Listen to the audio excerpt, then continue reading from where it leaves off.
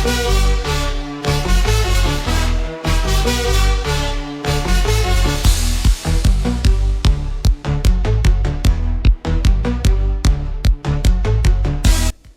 पर्यटन महोत्सव 2025 दिनांक 9, 10, 11, 12 जानेवारी 2025 स्थळ उपजिल्हा रुग्णालयासमोर रेल्वे स्टेशन रोड कणकवली। गुरुवार दिनांक 9 जानेवारी 2025 रात्री 8 वाजता इंडियन आयडॉल विजेता सलमान अली आणि वाद्यवृंद।